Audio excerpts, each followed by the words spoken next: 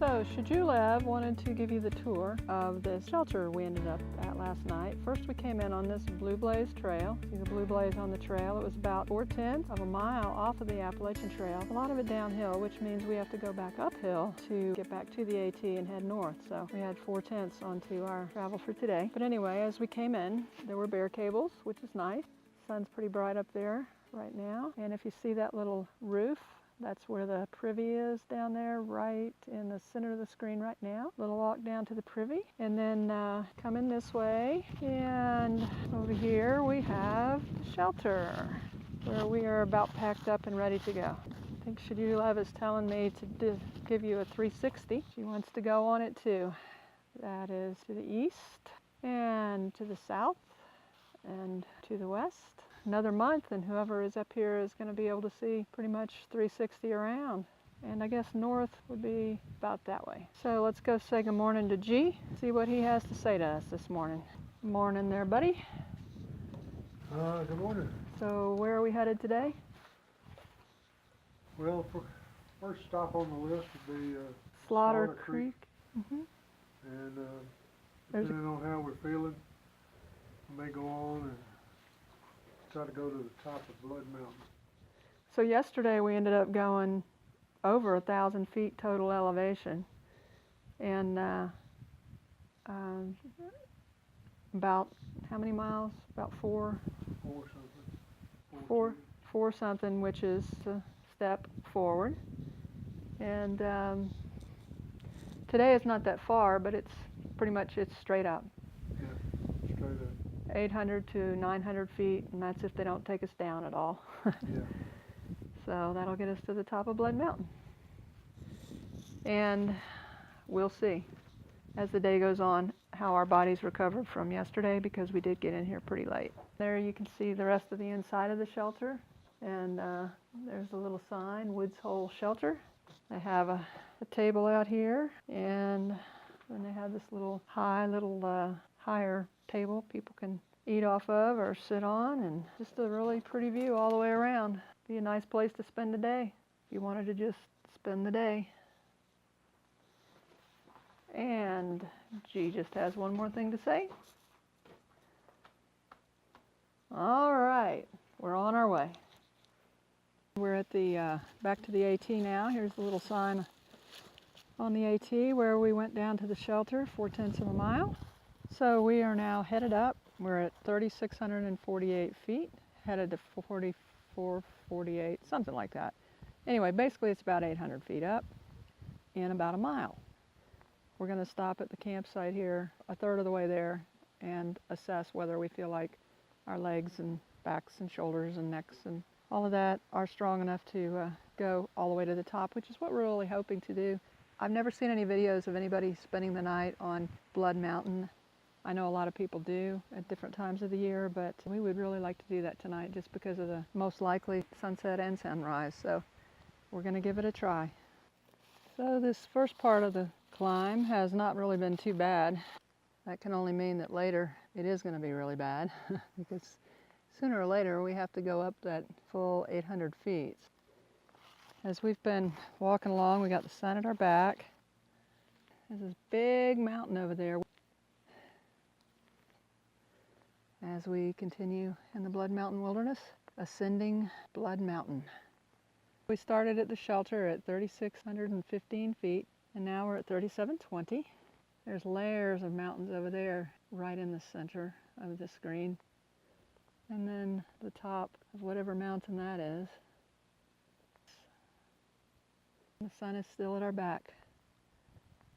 So, we continue upward. What do you think so far, G?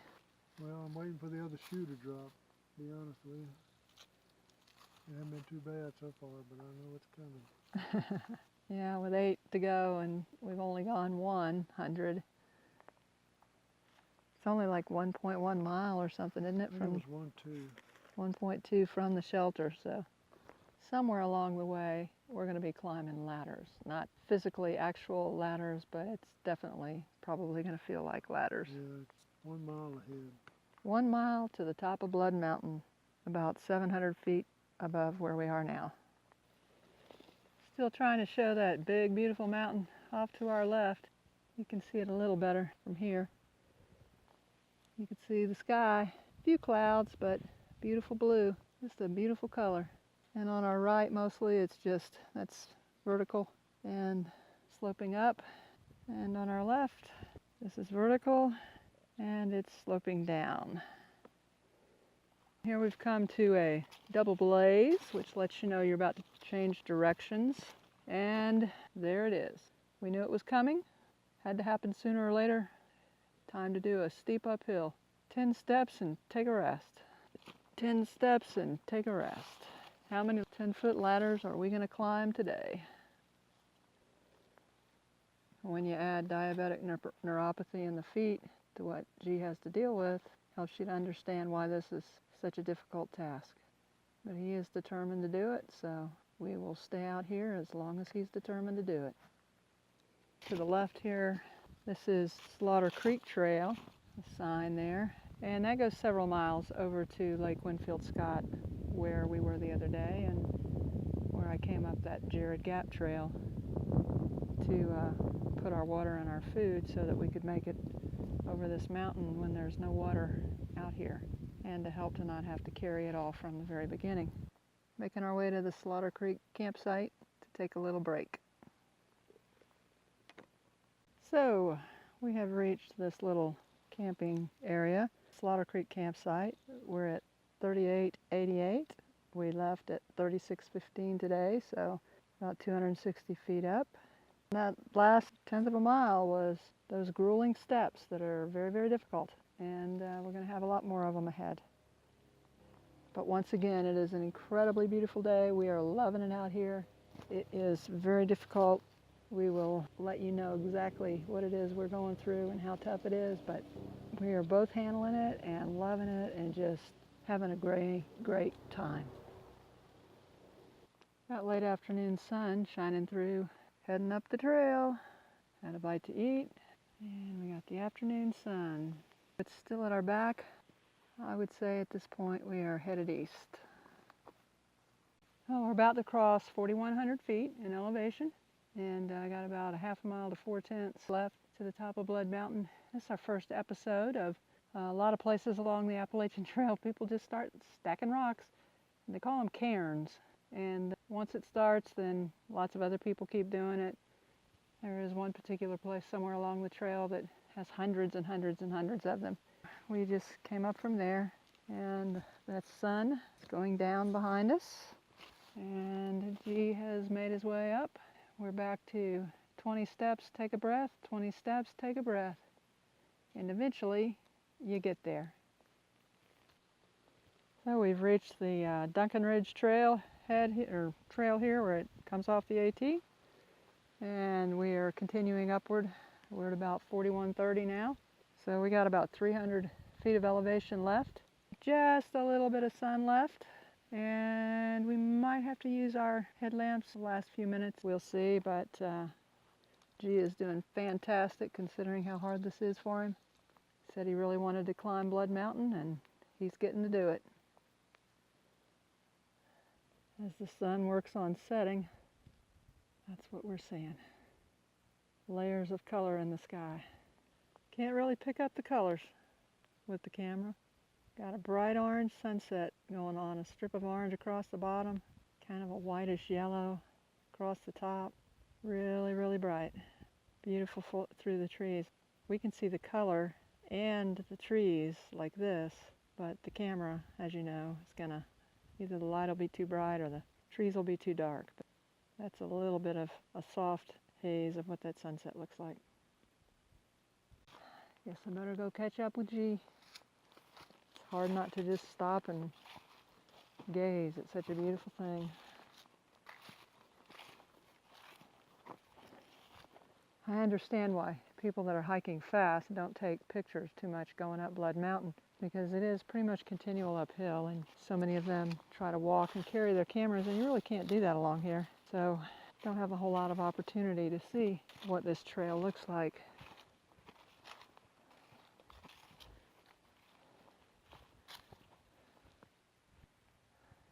Just steady up, steady up, steady up. Mountains and oceans. place for beautiful sunsets. There's our mountains through there, that dark bluish color. That sunset is going all the way across the sky. In the morning, from the top of Blood Mountain, we will be able to see all of these things. We still have just enough light to keep hiking without our night lights. We keep doing these switchbacks, and this sunset just stays visible to us, and you keep thinking it's going to disappear, but then we get a little bit higher, and the sun through the clouds. It is just about time to get out our headlamps. It's actually a little darker than what this video is showing now, and we're about to be in some coverage here, so I think it's time to get the headlamp out. I just can't help myself. That's pretty much what the forest is starting to look like to us. We are at 4301 with 0.2 miles to go, and it is time to turn on the headlamp. And that's what we can see. That's looking backwards south. Fortunately, on this particular uphill, there have been no downhills, so we have not lost anything that we've gained. So this 800 or so foot elevation increase has truly been an 800-foot elevation increase. So we made it. Well, G? We climbed Blood Mountain. We climbed Blood Mountain. There were sloping stones with leaves all over them, like big sloping, 10, 15 feet up a slope. I finally just had to crawl again. But we made it. We are happy to be here and sleep on this stone floor. Thank goodness we have Thermarest blow-up mattresses.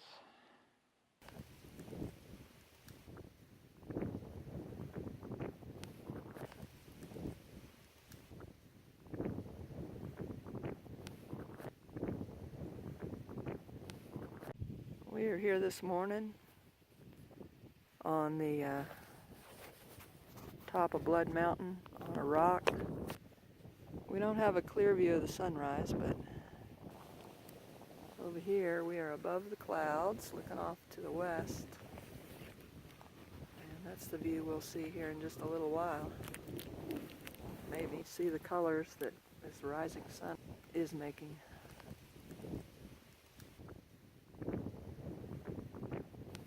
There's a couple hiked up from Neal's Gap just for the sunrise.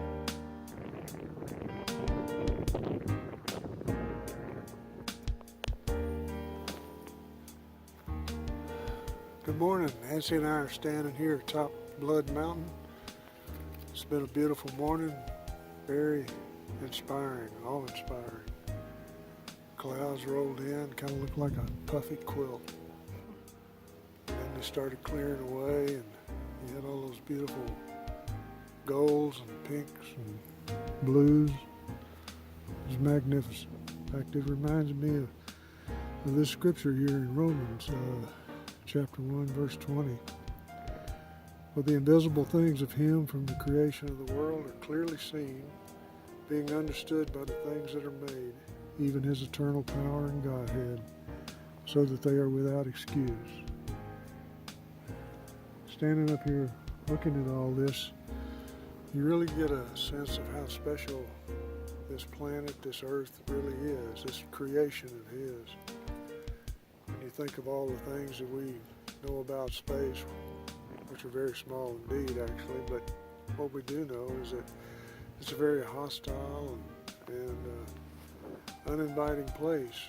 But when you stand up here and see all this creation from 4,400 feet, it's truly awe-inspiring.